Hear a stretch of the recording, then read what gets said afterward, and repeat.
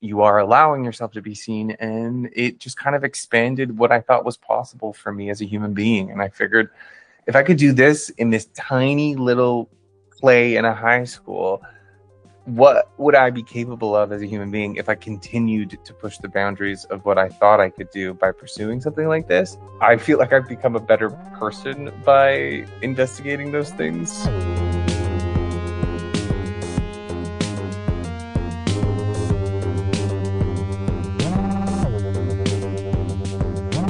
Welcome, everybody, to Casting for Two, the podcast, as always, hosted by me, Chris.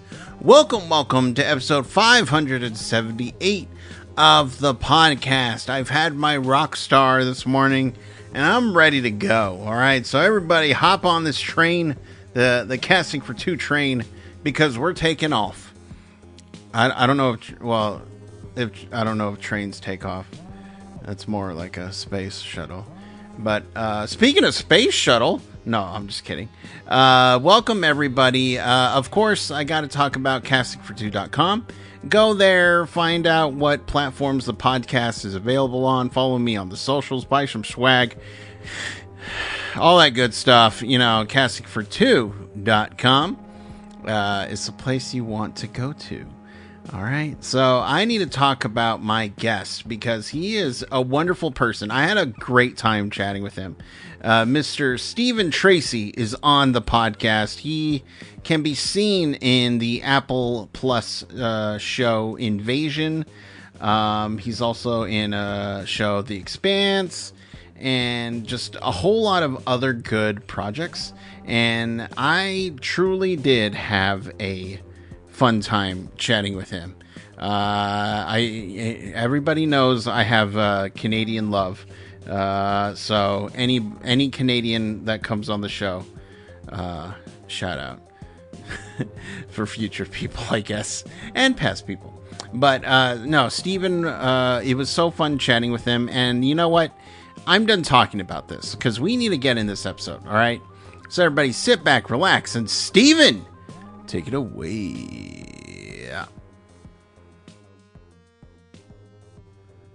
It's a beautiful day. Sun is shining. I can't complain. Life is good.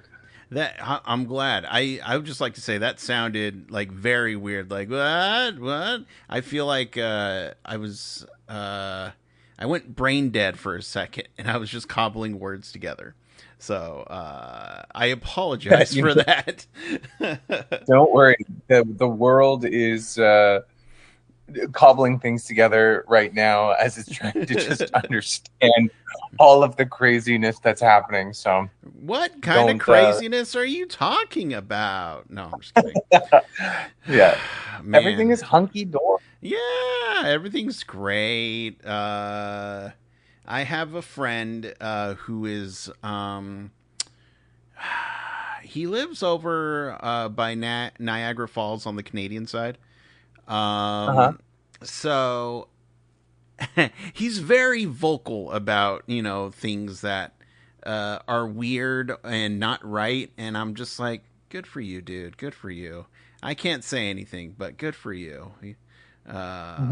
Which, you know, look, if I were to, I'm not deportable. I don't think I am. I'm sure a reason will come up, but I hope I go to Canada. Like, deport me to Canada. That'd be, save so many issues and all that good stuff. So, well, you know, as I am Canadian. Yes, I'm currently in Los Angeles. Okay. So you'll have a friend on the other side. Oh yeah, no, I went to school in Vancouver. Victoria. So oh, nice. I at one point I tried to immigrate up there back, you know, before everything happened. And I could not find anybody that would give me any kind of helpful information. It was just always like, well, you got to leave to get info. I'm like, but then who do I talk to? Yeah, like what?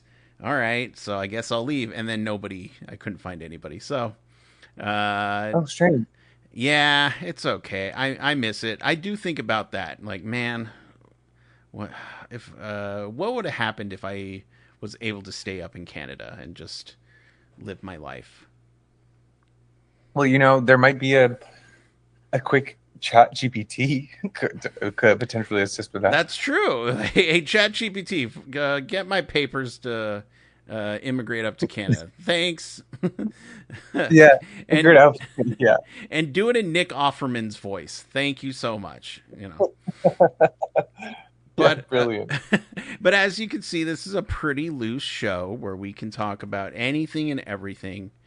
Now, you mentioned you're from Canada, but you're in LA currently. What part of Canada are you from? I'm from northern Alberta, Okay. which is I would if for anybody who isn't familiar, I would consider it the Texas of Canada. Yes. It's oil ranchers, cattle farmers. My family has a cattle farm, and it's like cowboys, Yeah. cowboys and oilmen.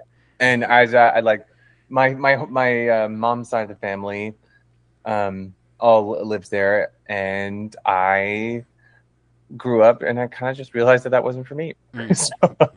And so I left. Which look, it's fair. But I have a buddy of mine again, love to death. His brother would whenever he would come visit, coolest guy ever, but he would not shut up about Alberta beef because they're both from Mm. Alberta, and I was just like, "Is it that good?" It's like, "Oh my god, you have your Texas meat. This is Alberta beef." I'm like, "Oh, okay." So, but I never tried it. I would just say, "Oh, okay, that's fascinating." Yeah. Well, I mean, I don't know if I've ever had uh, Texas beef Yeah, to know if I could compare, yeah. but I do notice a difference in the Alberta quality beef versus other provinces or Oh, okay. other states. There's like maybe it's just the harsh winter climate uh, changes the tenderness of the meat. I don't know. It toughens up the beef, is what I'm hearing. Yeah, yeah. They've seen some shit. So yeah, I just love adds that. more. And so you mentioned that growing up in Alberta, and I'm just very curious when you're growing up there, where or how do you find that, or I guess I should say, when do you get bit by that acting bug? I went to French immersion. Sorry if you heard that. I'm gonna turn my sound up. I went to a French immersion Catholic school, funny enough, Mm, and when I was there, I was a painfully shy mm, child, mm, and maybe I would argue that I was a little bit different, and the like being around people was quite difficult. Having conversations mm, was something that like caused me so much anxiety, and I would draw a lot, so I was very much into like the visual arts. And mm, when I was in middle school, my art teacher saw me drawing something and she liked it, and so she put together a portfolio of all of my materials, and she sent it off to a performing and visual arts specific high school that was in the mm, city in Edmonton, mm, Alberta. And I got in, and something inside of me said yes, even though everything leading up to that point would have led you to believe that I would say no because it just meant more independence or maybe just being seen in some capacity. yeah. But I think there's always like a little whisper of your future self inside of you that's guiding you to do things that go against whatever narrative you've Mm, decided that you are. And while I was there, they were doing a play, and the play was about brothers, and one of the brothers was already cast, and I just happened to look exactly like him, and they approached me and asked me to audition, and something inside of me told me to act against my nature, and mhm, I said yes, and I did it, and it was just one of those moments where I got to be in front of people in a controlled environment Yeah. where I wasn't like surfing alone at a party trying to make friends. It was like there's a script and there's rules, and you speak for this amount of time, and then this other person speaks for this amount of time. And at the same time, doing it in a challenge where you are allowing yourself to be seen. And it just kind of expanded what I thought was possible for me as a human being. And I figured if I could do this in this tiny little play in a high school, what would I be capable of as a human being if I continued to push the boundaries of what I thought I could do by pursuing something like this? Yeah. So I know a lot of actors probably have a much nicer humanitarian, I tell stories to change the world type approach when it comes to acting. But for me, I feel like I've become a better person by investigating those things. Yeah. So it's been a little bit more selfish. Maybe that sounds terrible, but it's been an expansion of what I thought I could do and how I'm like constantly challenging and improving myself wrong on the things that I tell myself I say no to. Does that make sense? Yeah, it does. I love the fact that No? um that your way in was just kind of having something structured, so that okay, yes, I do this for this amount, and there you go, and then you're just kind of sent off. Uh, but I love your story. I think that's a super valid story, and I don't think it sounds bad. It's you learning who you are and who you want to be. So Also, too, I had a notification pop up on my computer and I thought it was dinging. uh-huh. So I hit mute and Oh, like I muted you. okay. So if you interjected in that time, I'm so sorry if I barreled over top of you. No, I was just listening because I just no, what's your sign? My astrological sign, Yes. I'm a double Pisces. Double Pisces. Okay, okay. No offense, I'm not familiar with Pisces, but I when you said that like this appealed to you, and then again there was structure, I was like, I wonder if he's a Virgo, because I'm a Virgo, but Mm-hmm. I don't ever feel Virgo esque. Mm-hmm. But Mm-hmm. I feel like that's very Virgo. Like, yes, there's rules. I will act this amount, and then we're done. Yeah. No, no, no. That makes sense. That does make sense for a Virgo. But then, there's moon signs, there's Yes, rising signs, yes, and that changes who you are as well. yeah, yeah.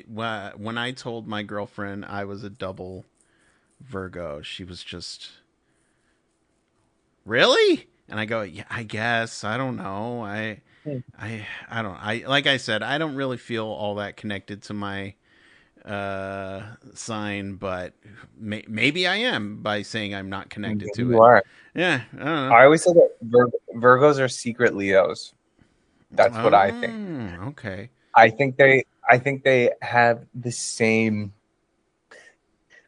exuberance Mm-hmm. and ability to command a space Mm. as a Leo does, but they just don't do so overtly. They're That like yeah. they're secret about it. Does that make sense? Yeah, you know what? That makes sense. Yeah. Look, I've been podcasting for a long time, so I feel like I know how to talk to people. Hmm. And I feel like get me in I mean, like a party atmosphere. I would just be talking with people, and it would not phase me one bit. And I don't know if I'd take over the room, but now that you said that, I want to see if I can take over the room. Yeah, Let's see if this works out. Um, yeah. It pushes the boundaries of what you think you can do, right? but I also love that you said that you were listening to yourself and going against the norm, or like what you would have said, or would have done. because I just think, and you hit the nail on the head where you said, there's a little bit. I feel like there's a future us inside of us. I just feel like one of the things that, especially for me, that learned is just I need to listen to myself and what Hmm. you know when opportunity presents itself. I'm just like, nah, I'm good, but no, that means you have to do it. Whatever, if it's important, you just got to do it.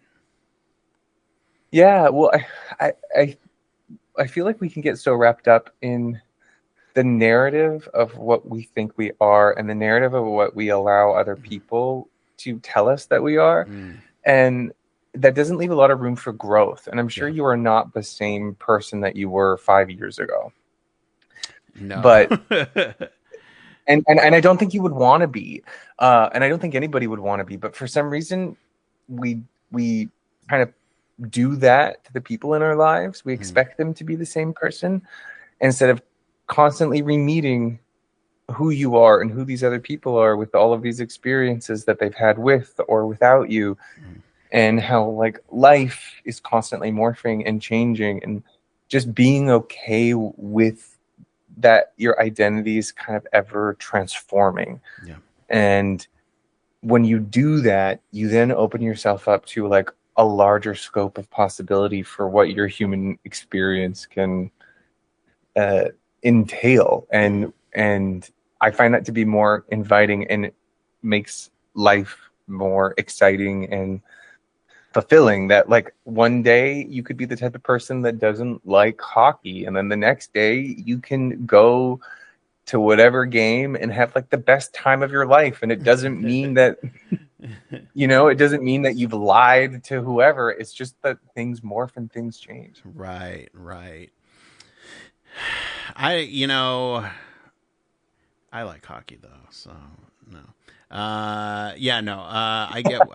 I can't say I won't ever like hockey. I'm not surrounded by it though, so because the whole Texas thing, but still, I get what you're saying, and yeah, I definitely. I've looked at or listened to past interviews I've done, um, and I'm not a fan of the host. If I'm being honest, I'm like, ugh, get rid of this guy. He no get nah. So now I'm like, okay, I feel more. I guess it's just the older I get, I'm just like, okay, I feel more of a person than somebody who's masquerading as a person. Right. You're not faking it till you made it. Yes. You've made it, and you're a little bit more baked now. Hell yeah, brother. Um, no, so I have to. I gotta know. I'm glad that you found the acting path, but do you still draw? Yeah, I do. I mean, I draw more for my own personal pleasure than I do Mm. in any type of like monetized way. But during the pandemic, I opened up my own Etsy shop and I was Oh, selling prints all over the world. Yeah, wow. they went to the UK, they went South America. Wow. I think Okay. one went to Asia. Yeah, which was like a nice way to make money when we were all trapped inside. And then at the same time, it was like a really therapeutic pastime. But it is a funny thing when you are an artist to monetize the Mm. thing that you like to do, because it Yeah. changes your relationship to it. So it's been nice to reclaim just the pleasure aspect of it. Occasionally, someone will commission me to make something, or sometimes I get hired to draw people's tattoos, Mm. which is like really personal and like fun to collaborate with someone's vision Yeah. on. But the main thing has kind of just been more for like my own little refuge to have something for myself, because I think we live in a world where we have access to everyone's lives all the Yes. time. Yes. And you can make money off of it all the time. Anybody could open up their own Etsy shop. Anybody can tell a story on Instagram and like make money off of it. Anybody can create a song and it could pop off on TikTok. There's so many opportunities to monetize what you're making. But I have like in the last little while wanted to reconnect with those parts of ourselves that we had when we were younger, where you were just creating for the sake of creating, for the Yeah. pleasure of it, not for the end result. Yeah. And drawing has kind of become that again for me. Oh, okay. Yeah, I love that. I love that you've connected to, you know, well, that you were able to make some money. That's pretty cool. But also, it didn't lose its value Amen. doing that. It's like, oh yeah, I just do this for me as well.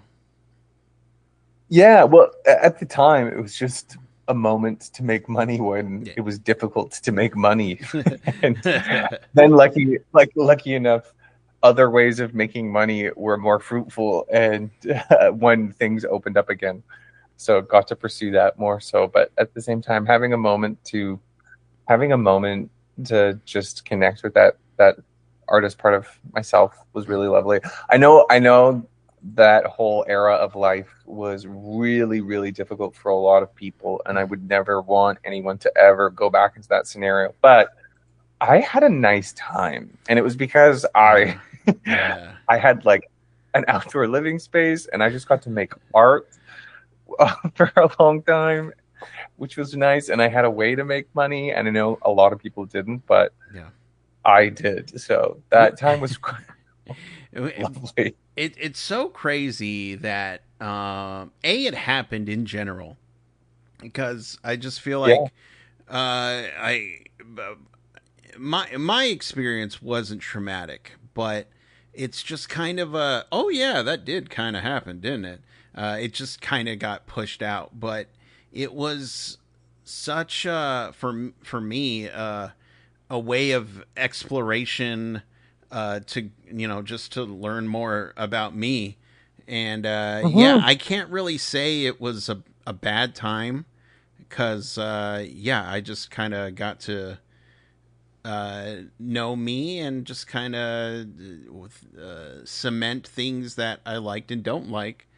Um, yeah, so but it's crazy that when somebody says that, oh man, that was such a horrible time, I'm just like, I mean, I'm sure it was for people, but not for me. It, yeah. I know people are a lot of people suffered a lot of trauma, and I Yes. will for sure give that up to them. But at the same time, it was like a way to have a pause on what we have Yeah. constructed as a society and going, who are you if you're not chasing this rat race? Who are Right. you if you have time to be with yourself and like if you actually read those books that you said that you were going to read, or you just sat in a room and thought your own thoughts. Yeah. Isn't there some like philosopher that said like the scariest thing that man can do is be alone with their own thoughts or something? Um.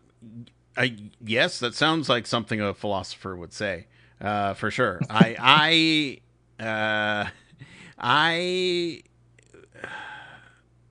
there is this room that is so quiet that apparently people go nuts being in it because they can hear their hair growing or something like that. I What? yes, yeah, yeah. It's I don't know where it is. But I was telling my girlfriend about it, and she was just like, "Oh hell no, no, no, no, thank you." And I was just like, "Why not? Just be in there and just." I I I became such I don't okay with my thoughts that I just want to know what would happen if you just leave me in there and just yeah, all right, I'll be okay. Like I Mm. don't yeah, I love I love being alone. Mhm. It was that's one thing I found out. And yeah, I didn't leave the house for months and I didn't even notice. I was like, "What? Okay. Anyway, I probably should leave yourself or something. I don't know. I I heard of this meditation practice, Mm. not yeah, that people have been doing, which recreates a near-death experience, and it's Oh. being locked in a room with, or it's a I don't know where it's at, but you're essentially in a room with no light, and you Oh. don't have any light for 5 to 7 days, Whoa. and because you're not looking at anything and it's like pitch black, your mind starts to hallucinate, Mm. and you create images, Mm-hmm. and a lot of people talk about seeing spirits and Mm. guides and whatnot, and when they come out, it's like the closest match that your brain can have to a near death experience, and the way that you think about life and the way that you operate in life is forever changed from that moment without actually having to put yourself in any type of danger. Wow. Wow. That that's again you saying that, and I'm just like, let's go, let's see what it's like. Uh, Let's do it. let's do it. Come on, let's do this podcast from that room, please. No, I mean, that's we're not looking at each other anyways right now, so that's it very wouldn't true. be that different. Yeah, I stuff like that is very interesting to me, especially leaving, you know, leaving me alone, just seeing what happens. I don't know. That's always been very appealing to me. Just like, where does my brain go? How do I occupy the time? I'm a pretty Mhm. patient person, so I don't know. Like, would this de patient me? I don't know, but I'm always curious just about these experiences, and having some. I would love to do a sense. What's the sensory deprivation tank? Oh yeah, yeah. I would love to do one of those, but again, my girlfriend's like, no, no, thank you. I'm like, you're just in salt water. You're fine. There's a little. Well, it's not like you're gonna go into that for 7 days. Yeah, it's like 30 minutes, an hour, and then you're out. It's like, she doesn't do tanning beds, but it's like a tanning bed. Come on, let's go. Mhm. Um, Maybe she's just seen too many Final Destinations. oh man, that's another. So we were watching the newest Final Destination, and I don't know. Maybe I'm psychotic. Who knows? But I start laughing, and she's legit terrified. And she's like, "Why are you laughing?" I go, "Because they set something up." And I'm just imagining the main guy has a peanut allergy, and he eats a Snickers and dies. That's just kind of funny to me. Like, that's his final death and stuff like that. So Yeah. yeah. And again, I know it's a movie, so not real. But yeah, I'm just laughing through it, and she's just like, "Stop it!" I can't help it. I'm thinking of funny stuff happening. Sorry, Forgive me for enjoying myself. for real. Just like it's spooky season, and I love. I wouldn't say I'm a connoisseur of scary movies, but I only watch them when my girlfriend's not around because she hates them. And I like to watch them at night in the dark, and yeah, and just hang out and chill. My dog will watch them with me because but yeah, that's kind of my go to thing, because I feel like my brain turns off when it's a scary movie, because I'm not trying to analyze anything. Versus like a comedy or a rom com drama, whatever. I'm always analyzing. Ooh, I like this. Ooh, that actor's good. Ooh, I like this soundtrack. My brain can't turn off, but scary movies is the way I turn it off. So do you not get scared? No, because I'm pretty fearless. No, there are like I saw Okay. weapons, and there was some like a couple creepy moments, but nothing to scare Yeah. me. The last legit scary movie I saw, that I've only seen one, and I think it's a phenomenal movie, was Hereditary. Is that's the same director? No, did I That make that up? I don't want to say you made it up, but yes. No, they did Barbarian. Yeah, no, yeah, they did Barbarian for weapons. Hereditary was done by I want to say what's that one? Midsommar. Oh, Ari Aster. Yes, that's what it Yes, is. yes, Yeah, that's who did yeah, that, nice. and it's such a creepy movie that I again watched it at night when I shouldn't I shouldn't have, and I was just like, I'm good. I don't ever never need to never see this again, and I'm gonna go to sleep. Okay, bye. So, but everybody's great in it, and it's a wonderful movie. Just It is. I haven't seen Hereditary and I haven't seen Midsummer, but oh. I saw Weapons, and I don't like scary movies. Just personally, I'm like, there's so much anxiety that comes Yeah, out that I'm like, this is not a pleasure experience. The fear hormones that are yeah, dumping right now are not good for anybody. Stress meat yeah. is what I would call my insides. And but I saw Weapons, and it was I got scared, but it was still good. I think when the horror movie focuses on telling a story versus just shock factor or Yeah, gore, yeah. that someone was like, we got to make a horror movie to sell it. What would be a sick gag? This. Let's make a story around it. You can always tell Yeah, versus the people who are actually telling a good story. yeah, yeah. Gladys, the aunt, whatever. Um, Hmm. the first time she pops up, oh, it's like jarring.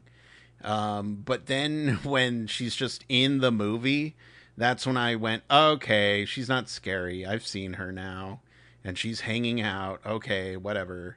And the director, he came from sketch comedy, so naturally my brain is tuned to like it's the same with Jordan Peele, where I'm like, okay, there's going to be a bit of like funniness to it.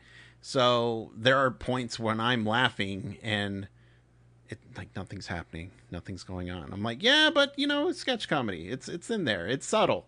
Yeah. It's in there. It's It's for in sure there. in there. It becomes kind of absurd at one point, but in a good way. Yeah. Yeah, like I was just losing it when spoilers everybody go watch Weapons. Or if you're afraid, don't do it. But at the end, where when the kids are chasing the woman, I just thought that was hilarious because they were going crazy and like they're Hmm. like, oh no, we're gonna get this bitch, and yeah, I enjoyed that. So yeah, I Yeah, and I think everyone is going to be Aunt Gladys for Halloween this year. I think it's going to be yes.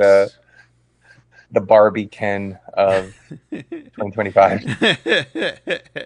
Oh yeah, oh yeah. Yeah, I'd be surprised if I don't see one. Um, but I'm very curious because we've been talking about stories and characters. I'm always curious when somebody about the process of getting into a character. For you, what's your process of actually getting to a character's headspace?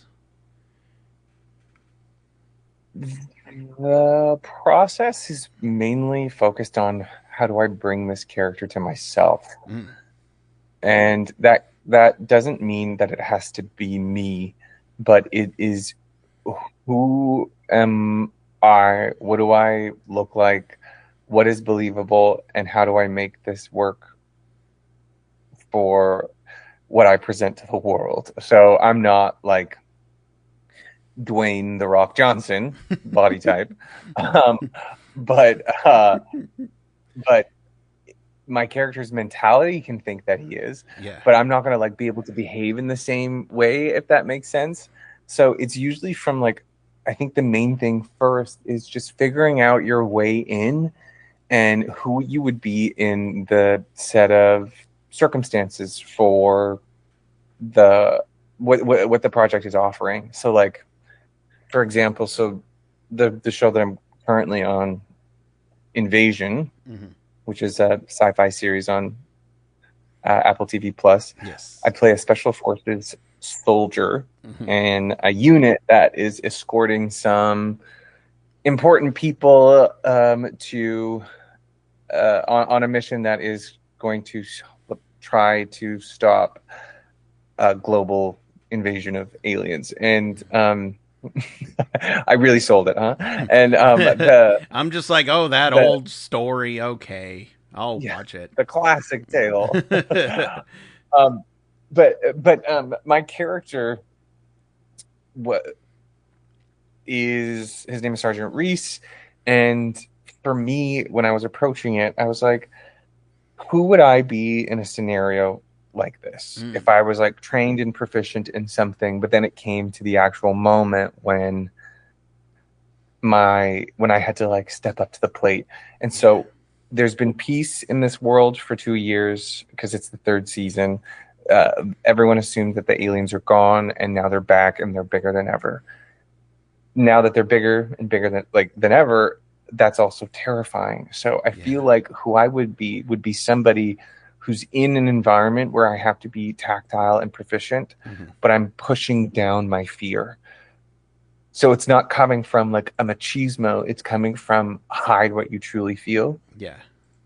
And that was kind of my way in because my character is like more green than the other soldiers, but at the same time, he wants to be good and he wants to be the best. So you would have somebody who's trying really hard to do so and pushing down any type of fear that might give them away, Hmm. if that makes sense into like the lead into the process.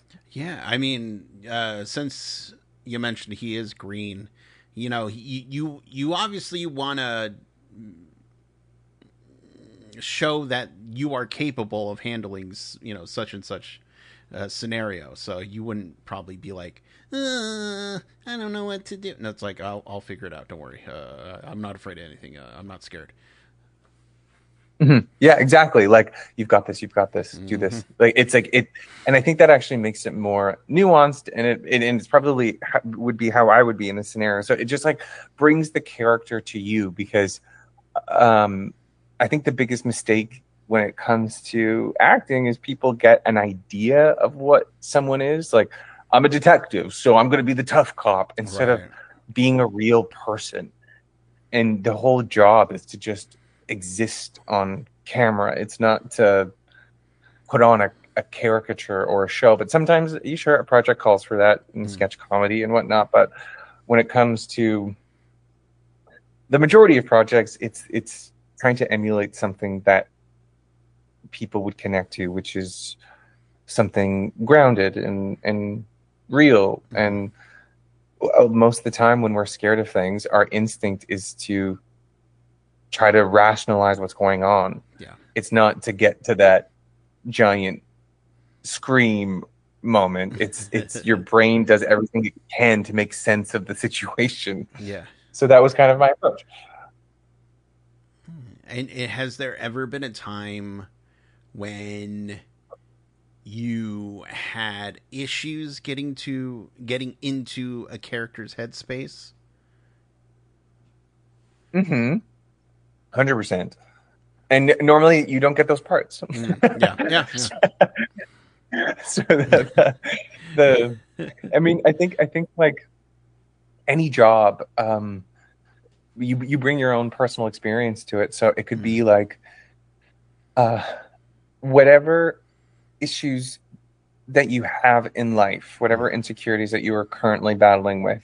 If you feel like you're not uh, masculine enough, or you feel like you're too in touch with your femininity Mm. as a man, or if you feel like you're not good looking enough for that part, or whatever, all of those things come into play Mm. when you approach the script or you approach a character or you approach an audition.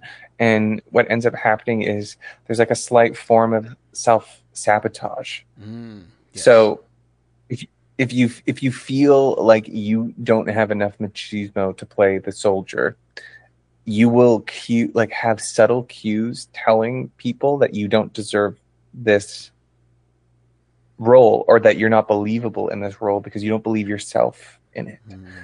And it usually comes with like a theme that you're dealing with in your life in some type of way.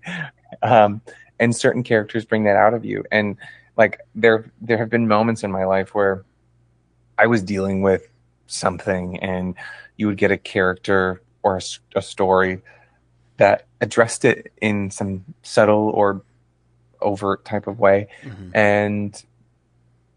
and it's difficult, and it comes off as like performative, or it's not good, and then another version of that comes years later, and because you've dealt with it, it's easier to approach and it's easier to connect, and it's kind of like a benchmarker for where you're at. But Yeah. a lot of things can surface up from when you're about to play someone. So if you don't feel like you're particularly attractive, and the breakdown for the character is everyone's in love with this guy, then but that's gonna be a challenge. You know what I Right. mean? That's gonna be a Right. challenge for you. So the like there's lots of like subtle things that your human experiences like made you have to confront by just playing other people, because then you go, oh, I didn't realize this was a problem for me. I, man, I've never heard that response, and I think it makes so much sense, though. I would love to chat with somebody who just felt like I didn't like this character. I couldn't get in and whatever, blah blah blah. But yet they still got the role, and it's just like what? And then Mhm. played that person for 12 seasons, and it's just like, oh, I'm so tired. Can we just kill this guy, please? Um, but Well, yeah, I mean, like sometimes you have something inside of you too. Like yeah, sometimes there also comes a freedom with not knowing what to do, so you just mm, do whatever comes naturally. Like I think like there's kind of two approaches when it's something that you don't feel mm, particularly connected to. There's the one where you go, oh, I don't know what this is.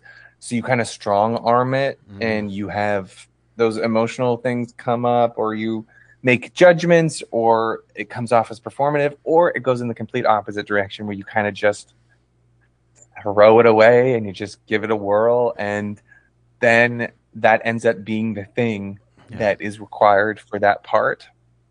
And it could be whatever. Like I auditioned for Netflix's Anna Green Gables mm, remake called Anne with an E, mm, and I was auditioning to play a school teacher in a one-room schoolhouse. mm, And at the time, I was like 23 years old. And I was like, they're yeah. not gonna give this to me. They're gonna give it to some like 30-year-old whatever, some Yeah, salt and pepper chap. yeah, with those like weirdo elbow patches on his jacket, whatever.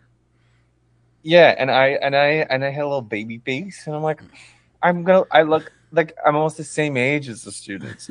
And so I did my tape, and I had like shaved my head recently, Mm. which is like not what people did in 1888 unless you had lice. And Mm. I I got the part.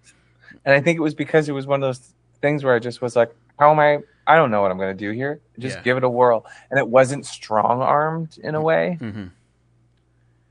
So there's lots of like there's kind of twofold approaches with it, but I think when it comes to something inside of you that you don't feel worthy of, that's usually when there's a disconnect in Yeah. the work. That sounds so tidy tidy, but Well, it is, it is work. It's, it's I don't want to put anybody else's work down, but I mean it's a lot more fun to do than other jobs. So, but oh it's yes, still yeah. work.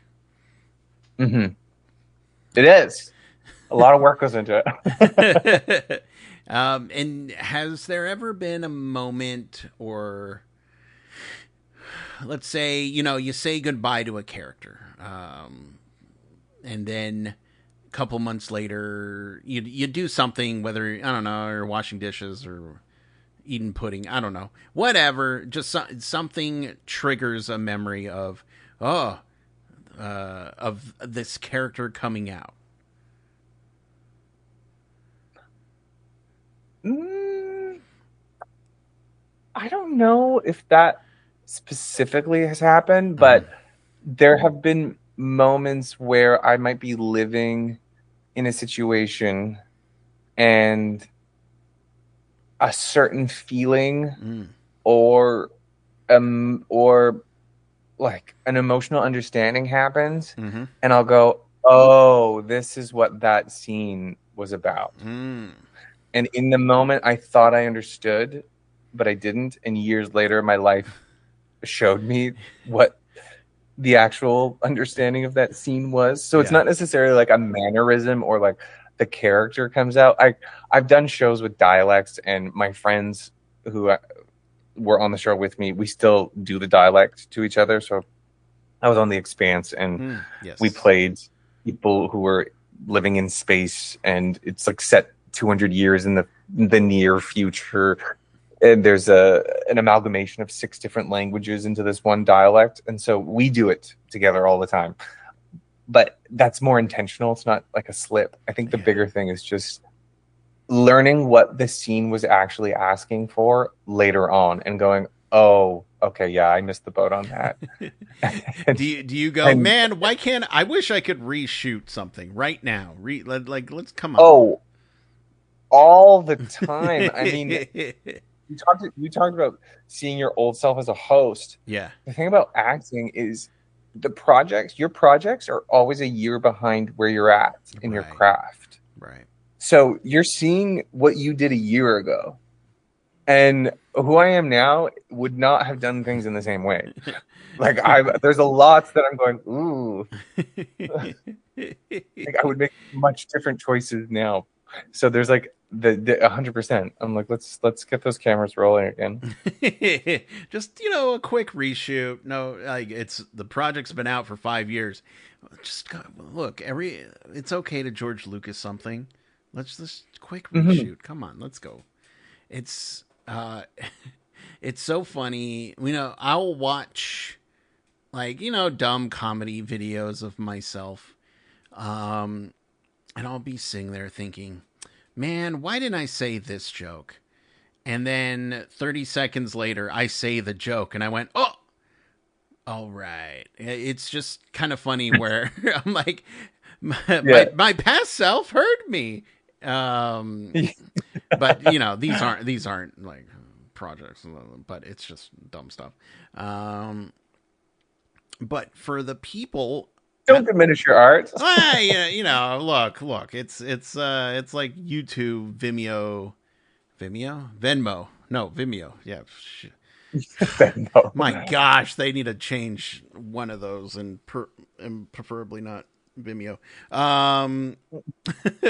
But for the people at home who would like to keep up with everything that you're doing online, or just check out a project that you're in, where can they find that out?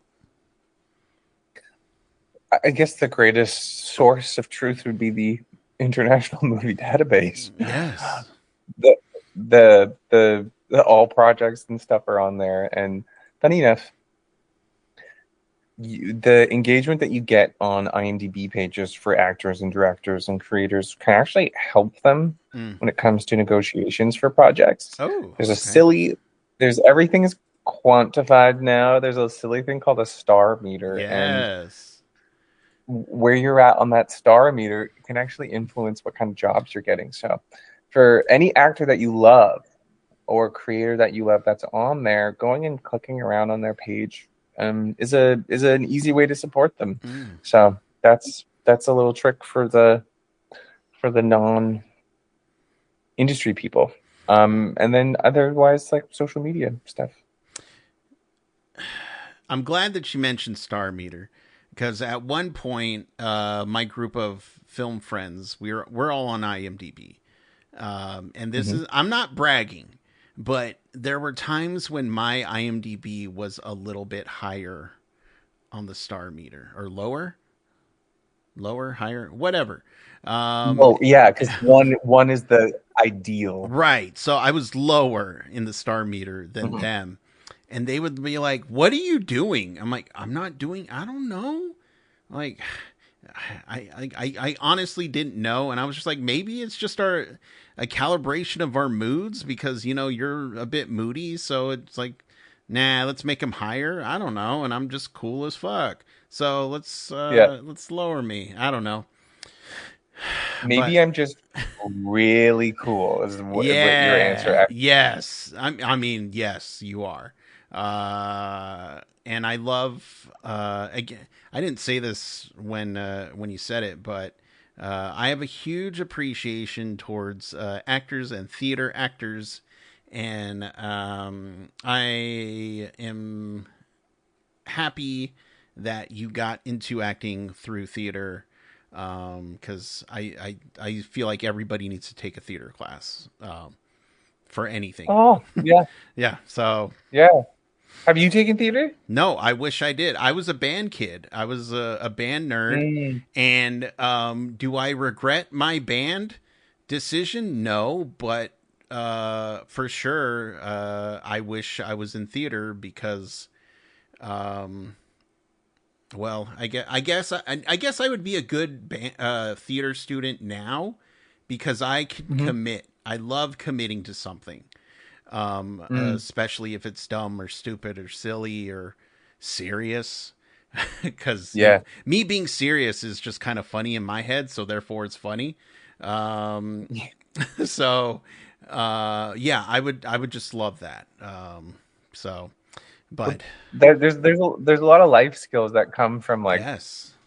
theater or improv that would help Hmm. everyone. I mean, I feel the same way that everybody should work a month at a restaurant Yeah. just to understand the way the world works. Yeah. But like for comedy and improv, just even this, like, I know so many people have heard this, but just even the simple ingrained attitude of yes, let's, Mm. I think would get people so much further in life, especially when if you're working at a corporation Yeah. or like an office environment. I feel Hmm. like there's so much negativity Yeah. in the world where people are like, well, that's a dumb idea. Hmm. And what ends up happening is people don't actually make things or they don't change things because their first response is no instead of, huh, how could we make that work? Yeah. And you get that just from like doing a simple little theater class. Hmm. Hmm. I agree.